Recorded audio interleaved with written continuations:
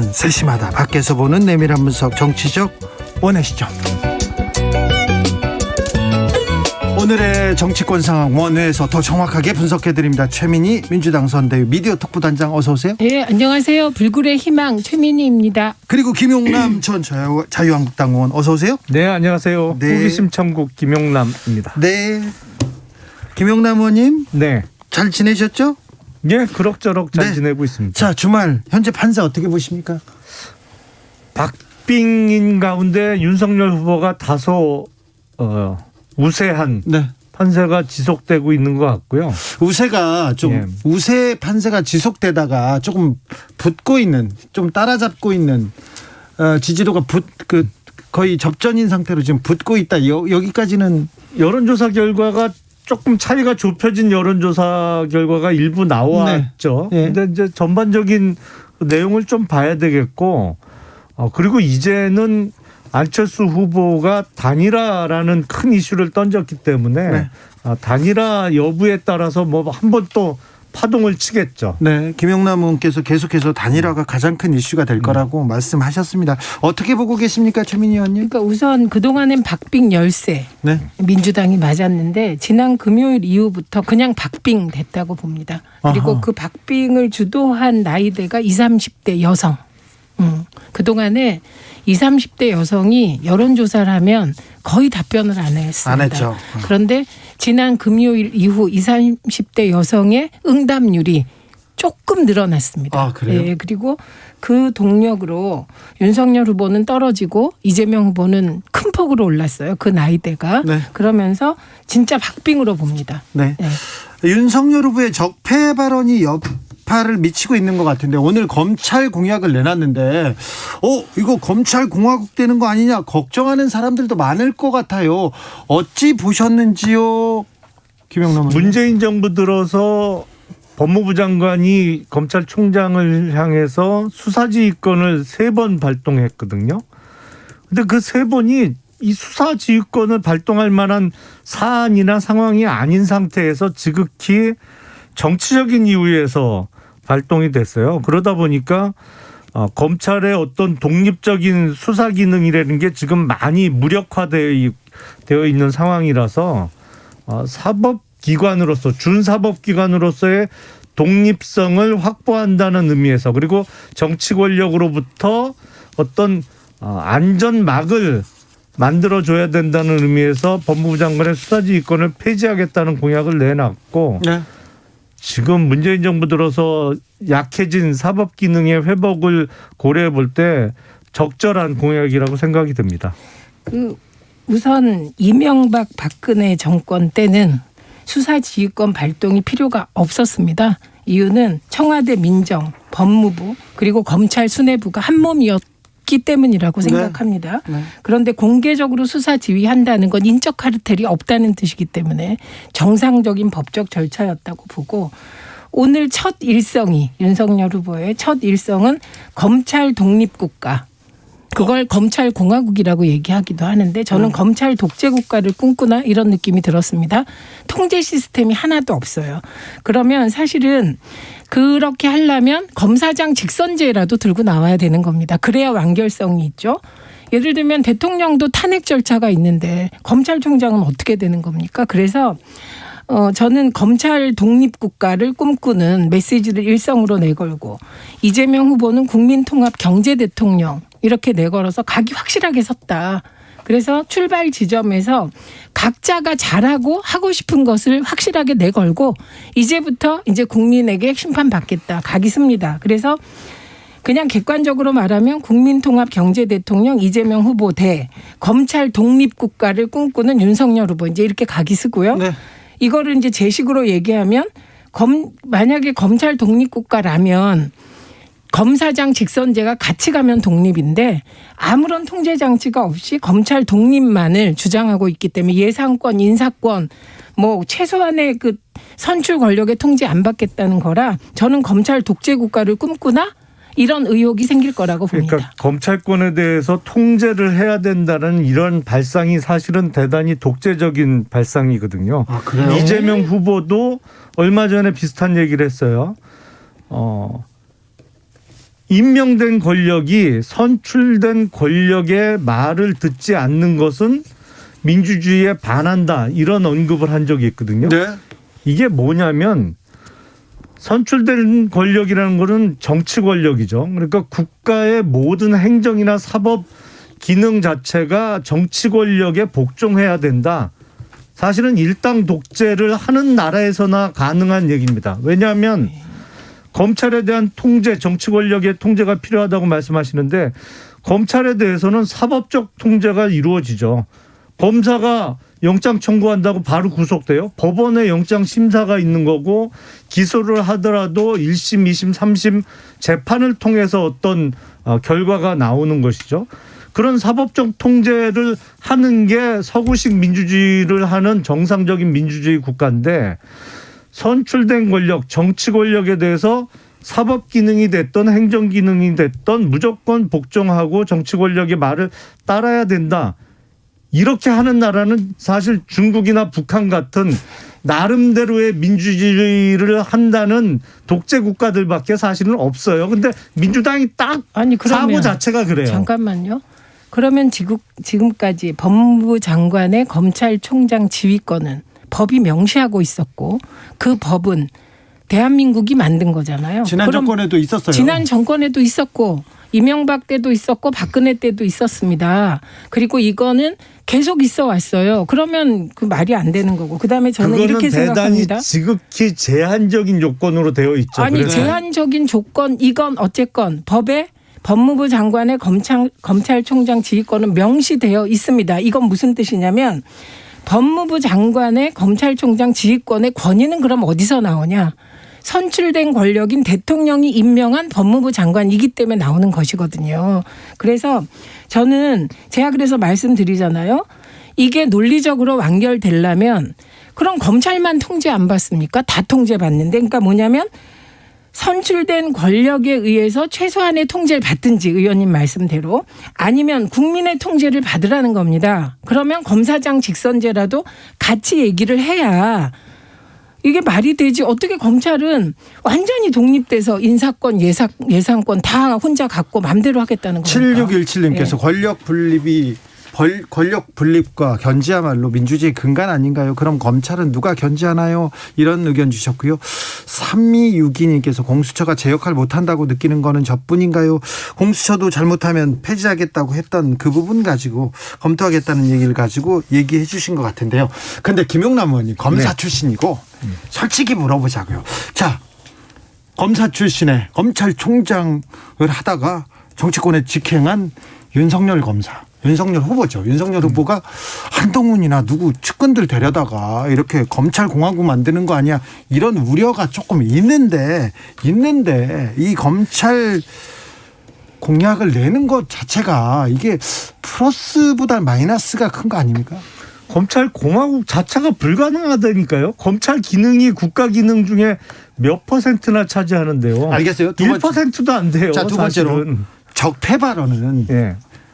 캠프 내에서도 국민의힘 내부에서도 이거 괜히 건드렸다 이런 얘기 나오죠. 내용 자체는 지극히 상식적이고 당연한 얘기죠. 왜냐하면 문재인 정부 내에 잘못된 행위들이 있었고 그게 적폐로 볼 수 있다면 당연히 사법 시스템에 의해서 처리가 돼야겠죠. 예를 들어서 지금 장하성 전 청와대 정책실장의 동생이 운영하던 디스커버리 펀드 있잖아요. 네. 이게 지금 고객들 돈 받아갖고 운영하다가 못 돌려준 돈만 해도 2,500억 원이에요. 예. 근데 그게 미국에 투자했던 펀드에서 이미 거기서 뻥 난 이후에도 국내에서 펀드 모집을 했다는 의혹이 있기 때문에 진작 수사와 사법 처리가 됐어야 되는데 거의 만 3년 동안 뭉갰거든요. 경찰에서. 이런 게 적폐죠. 이런 거 당연히 진작에 수사가 되고 사법 처리가 됐어야 되는데 이 문재인 정권 들어서 사법 기능이 완전히 망가졌단 말이에요. 국가적 사법 기능이. 이런 걸 정상화해야 되는 것이죠. 근데 문재인 정권 사람들은 무슨 언터처블이에요? 당연히 수사받아야죠. 근데 내용은 당연한데 그걸 갖고 생각지도 않게 문재인 대통령께서 버럭하고 화를 내시니까 이건 정치적 의도로밖에 해석할 수가 없는 거죠. 그러니까 지금 친문이지만 이재명 후보를 지지하지 않는 많은 국민들에게 어떤 시그널을 준 거 아니냐. 정치적인 의도가 있었고 선거 개입으로 볼 수밖에 없는 거죠. 지극히 정상적인 발언을 네. 정치적으로 만들어버렸다. 이렇게. 예. 재민이. 그러면 우선 만약에 불법적인 요소가 있으면 수사하겠다. 이렇게 얘기했으면 문제가 됐을까요?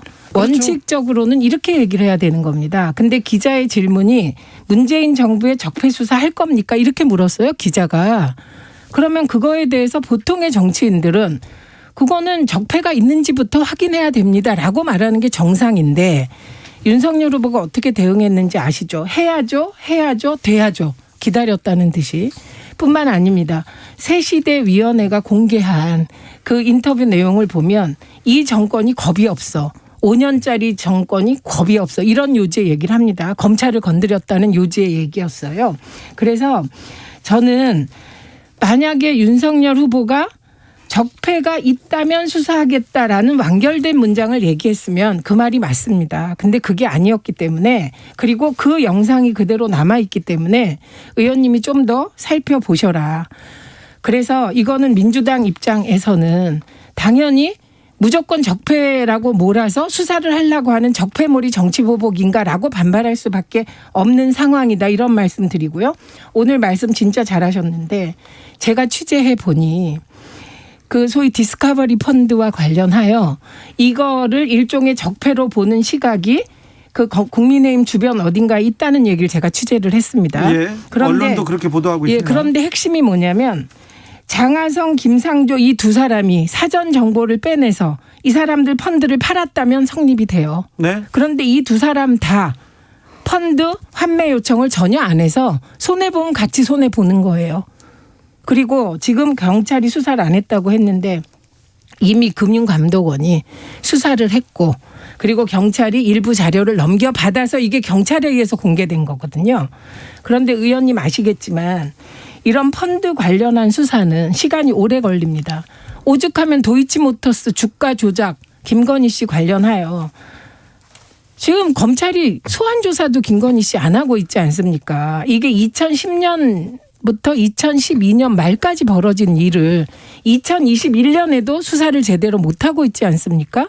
그래서 저는 이게 없는 사실을 만들어서 적폐몰이를 하려는 게 아니냐라는 의혹이 디스커버리 펀드에서 장하성, 김상조 두 사람을 어거지로 갖다 붙인 건이라고 생각합니다. 김영남. 자, 그 시중에서 이거는 장하성 동생 펀드로 다 선전이 됐지 디스커버리 펀드라는 이름보다도 장하성 청와대 정책실장 동생이 운영하는 펀드다. 그리고 이거를 KB국민은행에서 6,700억 원을 팔아줬어요. 이 사모펀드를. 네. 근데 사모펀드 운용사 같은 경우에 보통 펀드 그 투자받는 금액의 연 2% 내외의 운영 보수를 받습니다. 기본 보수라고 하죠. 그러니까 성과가 좋든 나쁘든 일단 받는 수수료 6,700억 원이면요. 연 2% 하면 연 130억 원이 넘어요. 어마어마한 특혜를 준 겁니다. 이게 사모펀드 운영사 우리나라에 대략 300여 개 정도 있는데 KB 같은 대형은행에서 이거 6,700억씩 팔아주는 경우가 없어요. 거의 없어요. 그런 경우가. 그리고 지금 장하성 실장 같은 경우에 여기에 60억 원을 초창기에 넣었다는데 이거를 언제 회수했는지 회수 여부가 아직 밝혀진 게 없는 것으로 제가 알고 있고요. 아닙니다. 그리고 이런 게 아무리 시간이 걸려도 지금 만 3년을 뭉개는 경우는 못 받고 정상이 지극히 아닙니다. 그리고 김건희 씨 주가 조작이라고 자꾸 주장하는데 내용 보니까 2년 정도 2년이 좀 못 되는 기간 동안 40여 회를 거래를 해서 매매를 해서 주가를 조작했다는 게 민주당 주장이에요. 저도 주가 조작 사건 수사해봤지만 2년 동안 40여 회가 아니고 40만 번 정도 매매를 해도 주가가 움직일지 말지 안 되는 거예요. 그게. 예. 우선 장하성, 김상조 두 분은 환매한 적이 없기 때문에 만약에 이분들이 환매한 적이 있다면 그건 다르겠지만 환매한 적 없다고 했고 경찰이 이에 대해서 다른 대응을 하지 않기 때문에 일단 그것이 사실로 보이고요. 우선 김건희 씨 관련하여 40여 차례로 주가 조작이 됐다고 주장한 사람 하나도 없습니다. 이 도이치모터스 주가 조작 사건은 권오수를 비롯하여 최소한 6, 7명이 연루되어 있었고요. 그중에 주범들은 다 구속돼 있는 상태이고요. 그리고 이들이 활용한 계좌만도 150개 정도 된다고 합니다. 이 중에 김건희 씨가 가지고 있는 주식 계좌는 DS, 대신증권, 미래에셋 등 해서 6개 내외의 계좌를 이용한 것으로 보이고요. 이 40여 차례를 김건희 씨만 그렇게 해서 주가 조작에 관여한 것이 아니냐는 의혹을 받고 있는 거고 이 150여 개의 통장을 활용하여 권오수 등이 한 주가 조작 그 행위는 훨씬 더 많죠. 의원님 말대로. 아니 그게 그런데 김건희 씨하고 뭔 상관이 아니요. 있냐고요. 그 40여 차례가 통정거래 본인과 최은순 사이의 거래 또 본인과 본인 사이의 거래 자. 그래서 전형적인 주가 조작의 거래 행태를 보였다는 이 겁니다. 내용은 주진우 라이브에 홍사훈 기자가 나와서 지난주에 인터뷰해 놓은 게 있으니까 그 내용만 보면 간단하게 정리됩니다. 네. 이게 주가 조작은 어렵거든요. 그런데 주진우 라이브 그 부분 다시 한번 찾아보십시오. 김양구님께서 지금까지 사법적 통제가 잘 이루어졌나요? 김학의, 윤대진 사건 잘 수사되었나요? 이렇게 물어봅니다. 0785님께서 모든 회사가 총무과는 1%도 안 되는데요. 힘은 총무과가 제일 세요. 이런 얘기도 했습니다. 자, 넘어가겠습니다. 그래도 지난 주말에 가장 또 뜨거웠던 뉴스는 동공 안 흔들리셔도 됩니다. 괜찮습니다. 누가 잘못한 거 아니에요. 아니요. 네, 저기 전혀 흔들릴 일이 없어요. 열차에서 네. 이거 신발 올려놓는 거 이건 좀 너무한 거 아닙니까, 윤석열 후보? 부주의했죠. 네. 사과드렸잖아요. 네? 네. 부주의로 사과 안 했어요. 유감 표명했지. 유감이라고. 그리고 저는 더 유감 표명이 사과. 아니죠. 유감 표명과 사과는 다르죠. 유감은 사과할 정도는 아닌데 문제가 있는 것 같다 이고요. 중요한 거는 거기는 어떻게 된 동네이기에 이게 사람들이 다 보고 이게 그냥 그 후보의 그 대형 그 승용차 아니라면 이해가 가요. 그런데 이거는 어쨌든 공공 열차잖아요.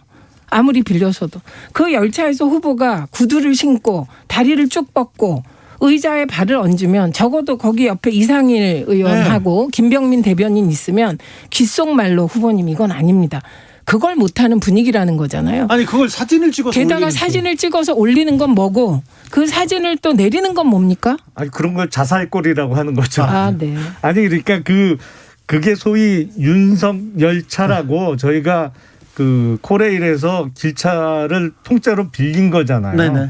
그걸 빌려서 그러니까 임차를 한 거죠. 기차를. 그러니까 무슨 KTX나 무궁화호에 표를 끊고 여러 사람이 탄 게 아니고 네.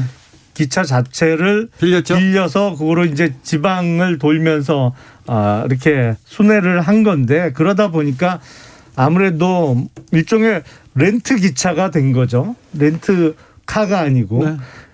그러다 보니까 좀 더 편한 자세로 있었던 것 같은데 뭐 부주의했습니다. 네. 근데 중요한 거는 자살골은 경련이- 자책골로 바로 잡습니다. 네네 자책골. 네. 네. 그런데 경련이 일어서 다리를 뻗었다. 이거 진짜 말이 안 돼요.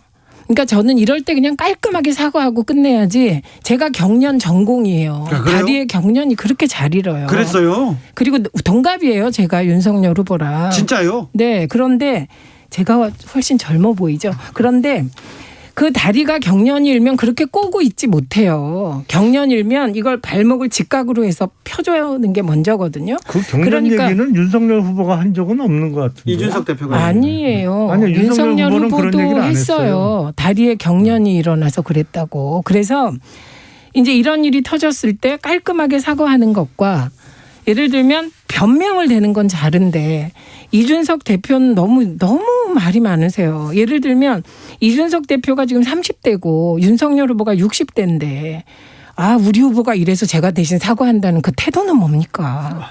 그리고 대신 사과할 일도 아닌 것 같은데. 그러니까 변명의 내용은 뭡니까? 오히려 사과한다면 이상일 의원이 하셔야죠. 제가 짧았다 이렇게. 그래서 이거는 저는 국민의힘이 언론이 너무 우호적이라 이런 일이 벌어진다고 생각합니다. 김영남 의원님, 예. 윤석열 후보한테 이렇게 직언을 할 만한 사람이 옆에 없는 거 아닙니까? 왜 없어요? 있죠. 김영남 의원 같은 사람이 없잖아요. 아니 제가 잠시 그 캠프는 떠나 있습니다만 저 말고도 여러 사람이 있으시죠. 아니 있으면 다리를 신발을 신고 올려놓으면 이런 건 못하게 해야죠. 지금 뭐 하는 거냐고. 아니 선거 때는 사실 뭐니 해도 후보가 제일 힘들죠. 네. 뭐 육체적으로도 그렇고 정신적으로도 그렇고 제일 힘들죠. 그러니까 그게 지방을 이렇게 계속 도는 일정을 며칠 하다 보니까 다리가 좀 힘들고 피곤해서 뻗은 거를 이제 주위 사람들이 그 기차를 통으로 저희 당에서 빌린 거다 보니까 뭐 네. 개인 차량 비슷하게 좀 편하게 생각을 했던 모양입니다. 네. 잘못했죠 뭐. 네, 2216님께서 좀 더 편한 자세라고 해도 변명 필요 없이 깔끔한 사과하면 됩니다. 이렇게 얘기합니다. 8430님 다리에 경련이라면요. 바로 올리지 말고 마그네슘 드세요. 얘기합니다. 건강은 괜찮으시겠죠? 건강 상태가 뭐 안 좋다는 그런 얘기는 없었습니다. 자, 김영남 의원께서 이번 대선에서 가장 중요한 이슈, 다른 건 다 부차적이고 단일화가 가장 결정적인 변수가 된다고 계속해서 강조해오고 있습니다. 이 단일화는 어떻게 될 것 같습니까?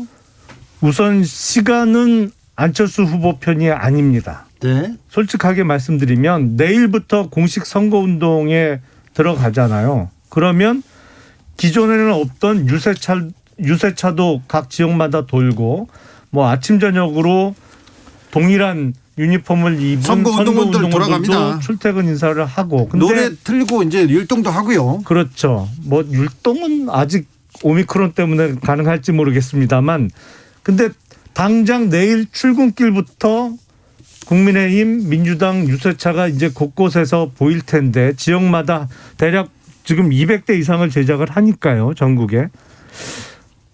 국민의 당 유세차가 보이는지 한번 유심히 보세요.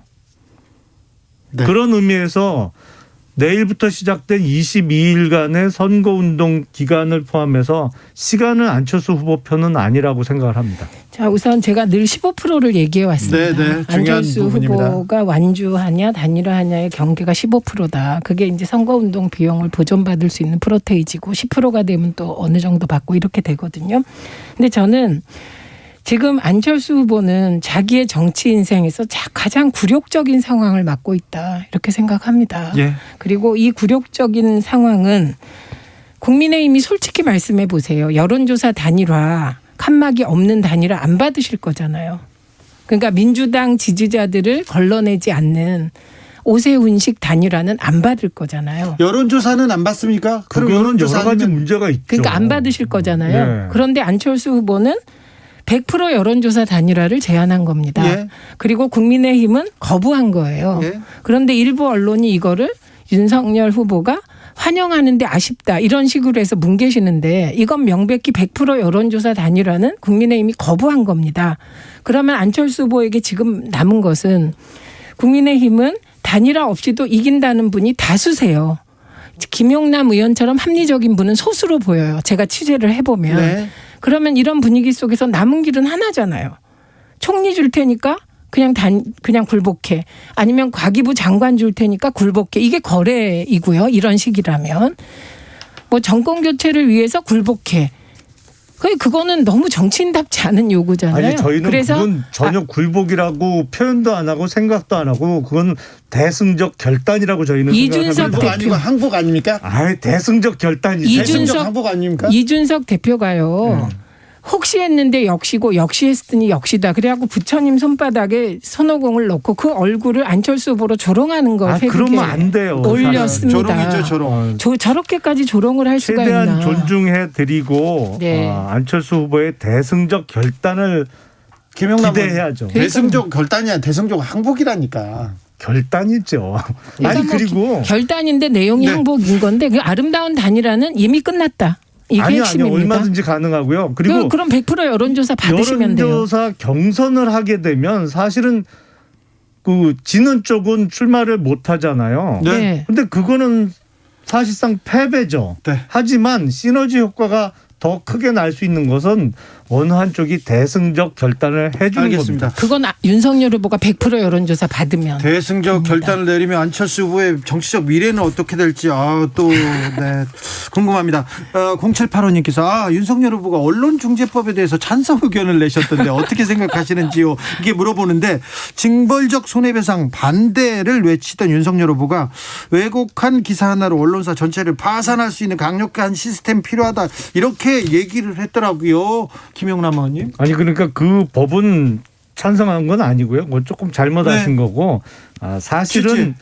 그 고의 또는 중대한 과실로 명백히 허위 기사를 낸 경우에 기존에 우리 법원에서 인정해 주는 손해배상 액수가 좀 부족했던 게 사실이거든요. 예. 그러니까 그런 사법 시스템의 입장 변화에 따라서 자연스럽게 어떤 고의성이 짙은 허위 기사는 없어져야 된다 이런 취지죠. 이 부분 그거 전문가 아닙니다. 최민희. 저는 이거 제 전공이니까 내용상으로 언론 피해 구제법에 찬성하신 겁니다. 예, 언론 피해 구제법의 가장 중요한 내용이 악의적 허위 왜곡 보도를 낸 언론사에게 배가적 아주 높은 비율의 그 소위 벌금을 때린다 이런 거거든요. 근데 거기서 더 나가서 파산시키겠다 이렇게 말씀하셨기 때문에 제가 보기에는 대한민국 정치인 중에 가장 징벌적 손해배상제를 찬성하는 분은 그 말씀하신 이후로 윤석열 후보가 가장 되었습니다. 적극적인 네. 이거는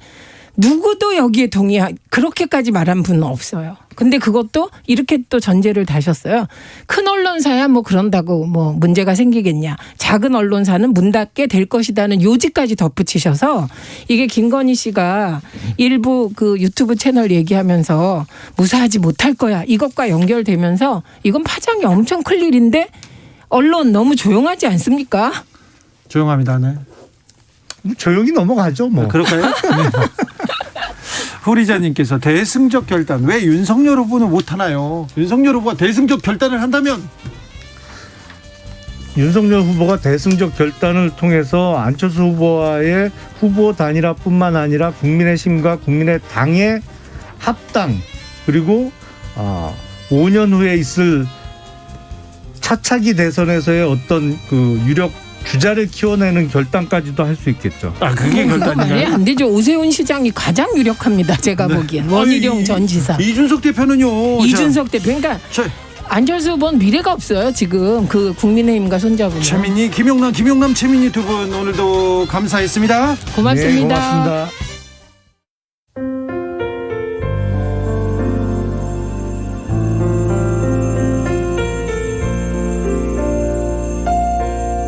KBS 라디오 연중기획 희망충전 대한민국 469번째 이야기.